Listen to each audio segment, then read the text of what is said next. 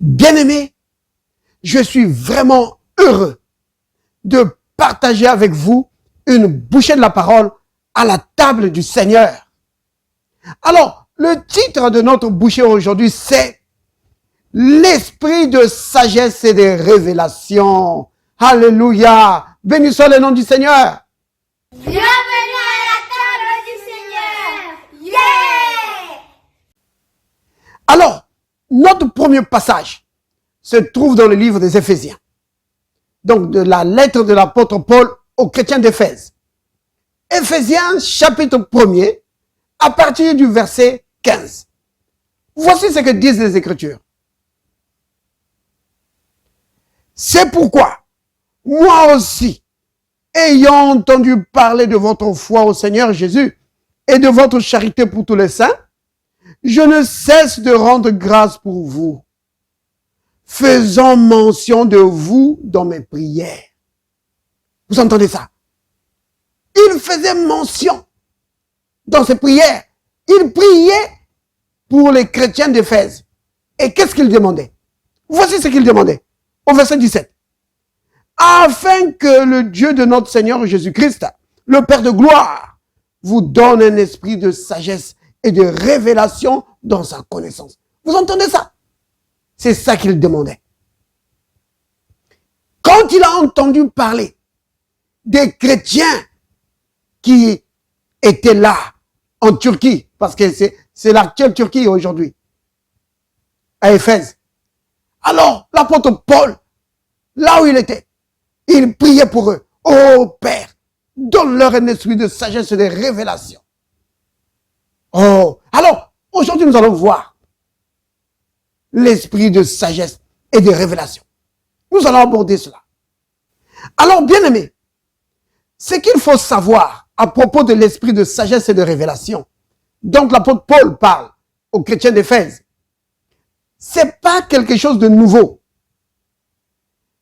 Déjà dans l'Ancien Testament, le prophète Ésaïe en parle.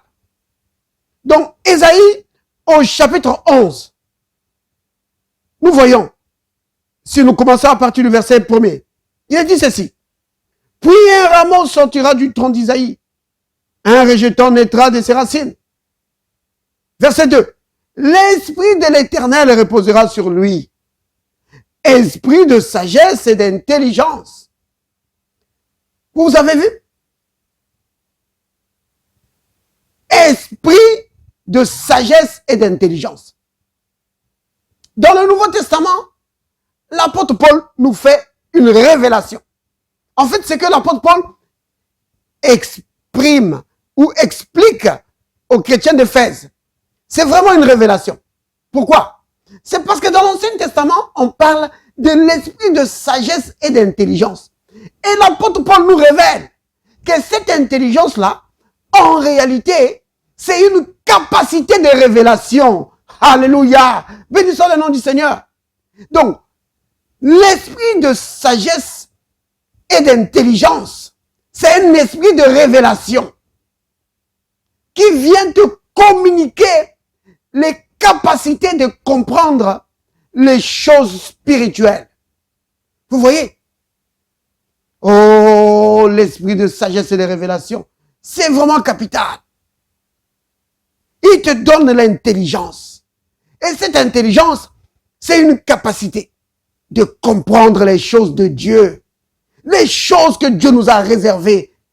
Oui. Notre héritage en Christ. L'esprit de sagesse et de révélation, il vient et il te donne les capacités de comprendre ces choses et d'y marcher. Oui, non seulement d'y marcher, mais de tirer profit de cela dans ta vie de tous les jours. Oh, c'est vraiment capital, bien-aimé. Esprit donc, nous retenons ceci. Que l'esprit de sagesse et d'intelligence, c'est la même chose que l'esprit de sagesse et de révélation. C'est la même chose. C'est vraiment important. Mais non. C'est qui ça? L'esprit de sagesse et de révélation, c'est qui?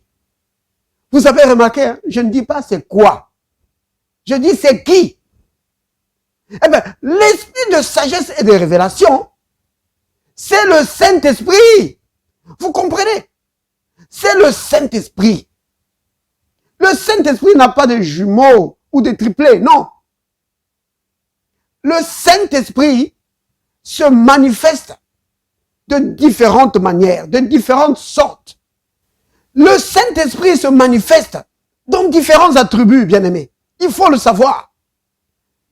Regardez ici, dans Ésaïe 11, qu'on venait de lire. Remarquez une chose, au verset 2, il est dit ceci. L'Esprit de l'Éternel reposera sur lui. C'est qui ça, l'Esprit de l'Éternel? C'est le Saint-Esprit. Vous voyez? Alors on dit, l'Esprit de l'Éternel reposera sur lui. 2 points. Quand vous avez 2 points dans une phrase, ça veut dire explication. Vous comprenez? Donc, ce passage, on peut le lire comme ceci. L'Esprit de l'Éternel reposera sur lui, c'est-à-dire l'esprit de sagesse et d'intelligence, c'est-à-dire l'esprit de conseil et de force, c'est-à-dire l'esprit de connaissance et de crainte de l'Éternel. Vous voyez? Donc, l'Esprit de l'Éternel, le Saint-Esprit, c'est un esprit de sagesse et d'intelligence. Mais l'apôtre Paul nous explique que c'est l'esprit de sagesse et de révélation. Il amène la révélation. Oh, béni soit le nom du Seigneur.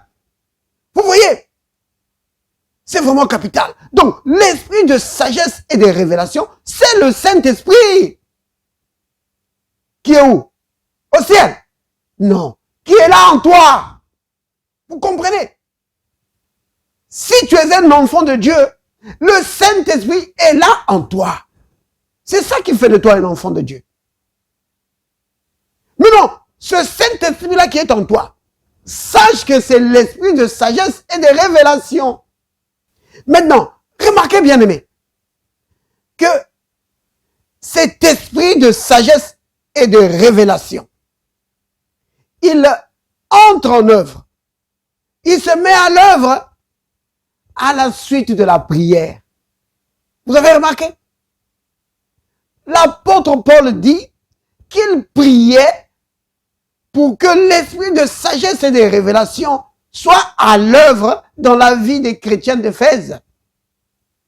Ça veut dire quoi ça?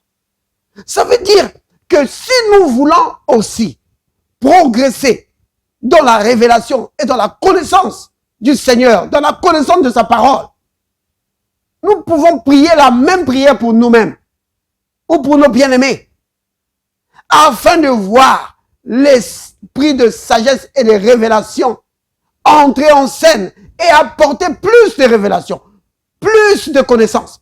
Maintenant, bien-aimés, quand nous disons révélation, certains s'imaginent beaucoup de choses.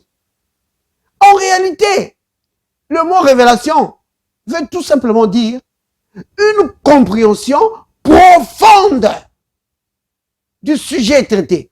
Vous comprenez?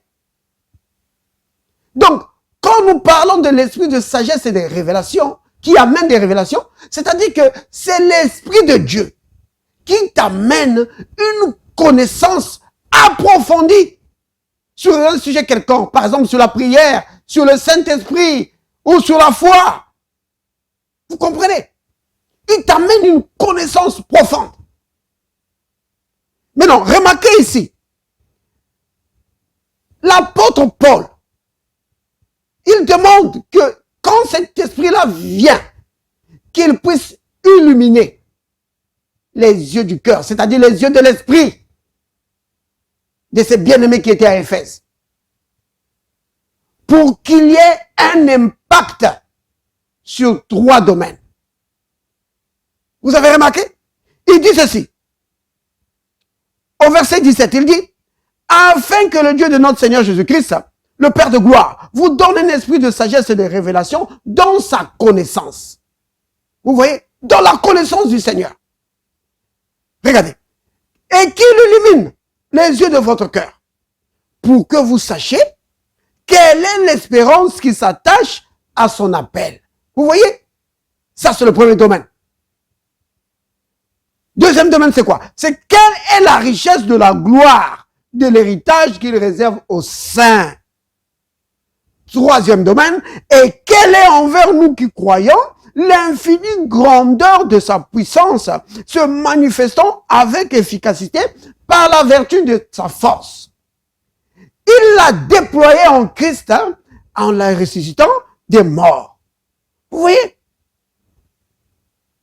Ça veut dire quoi ça? L'apôtre Paul est en train de dire ceci, que quand l'esprit de sagesse et de révélation va être opérationnel dans le croyant, il va faire deux choses. Il va d'abord t'amener dans une compréhension profonde de ce qu'est le Seigneur. Oui, tu vas le connaître un peu plus profondément. La deuxième chose, c'est que tu vas réaliser ton héritage en Christ, ce que tu es en Christ. Et cet héritage, l'apôtre Paul en parle sur 3 points. D'abord, il dit ceci, il dit ceci, que vous sachiez quelle est l'espérance qui s'attache à son appel. Vous voyez? Donc tu dois connaître ça. Ça, c'est très important. Que quand tu viens au Seigneur, quelle est l'espérance qui s'attache à l'appel que tu as reçu? C'est-à-dire, à quoi tu dois t'attendre? Oui, quelle est la vie normale que tu dois mener? Alléluia.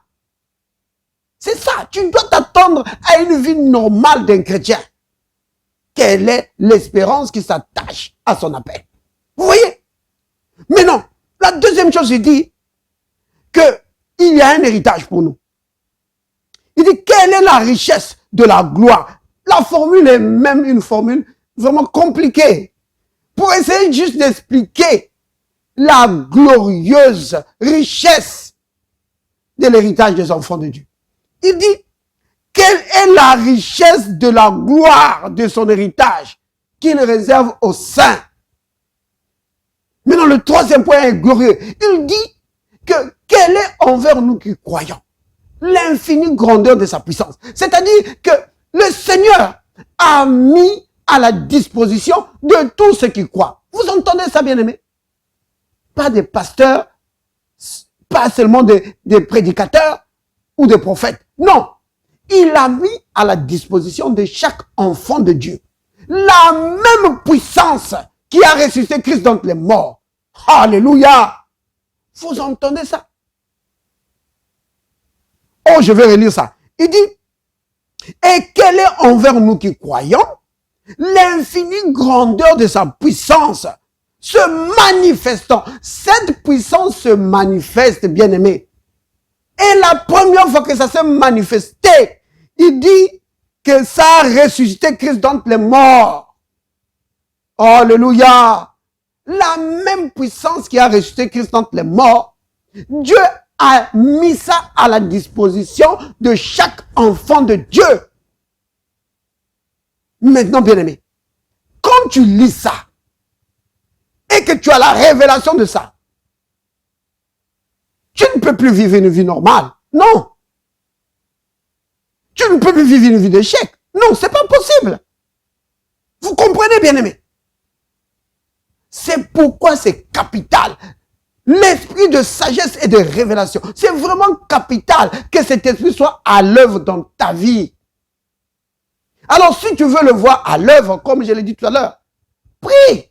Demande au Seigneur, oh Père, que ton esprit de sagesse et de révélation soit à l'œuvre dans ma vie.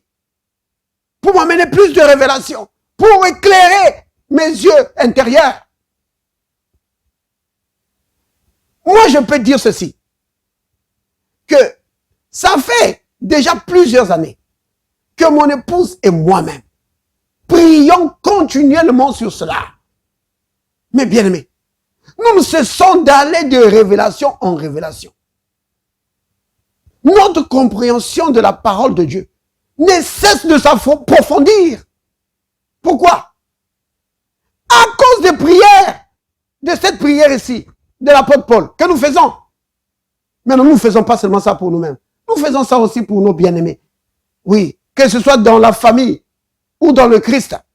Oui, nous demandons, Que le Seigneur donne l'esprit de sagesse et de révélation. Que l'esprit de sagesse et de révélation soit à l'œuvre dans la vie de nos bien-aimés.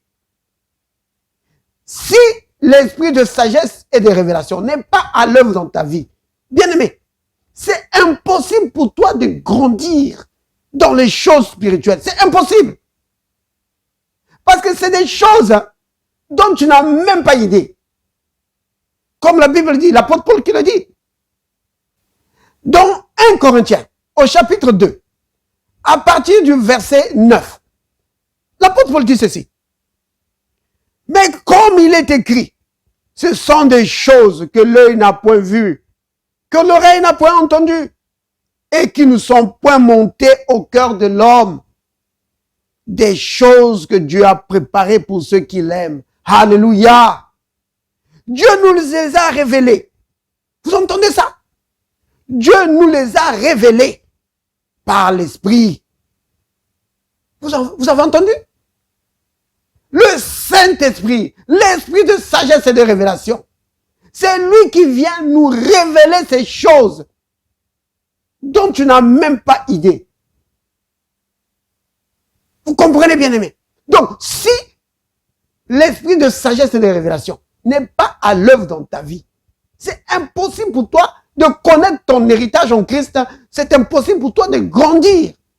C'est impossible. C'est pourquoi il faut te demander cela. Pour toi-même. Et c'est pas une prière que tu pries un jour, ou un mois, ou un an, et tu arrêtes. Non. Parce que si tu veux aller de révélation en révélation, tu dois continuer de prier, de demander au Seigneur. Alors, ça ne va pas manquer, bien-aimé. Tu vas voir que le Seigneur est prêt de te faire entrer dans les profondeurs de la compréhension de sa parole, afin que tu grandisses dans la stature de Christ. Oh, béni soit le nom du Seigneur. Père, merci pour l'esprit de sagesse et de révélation. Oui, merci Père, pour le Saint-Esprit que tu nous as donné, qui nous apporte une compréhension profonde de ta parole, afin de nous faire grandir en toi, afin de nous faire grandir dans le Christ, afin de fortifier notre foi, pour que nous puissions vivre dans la victoire devant les situations de la vie. Oh, béni sois-tu, Père, au nom de Jésus le Christ. Amen.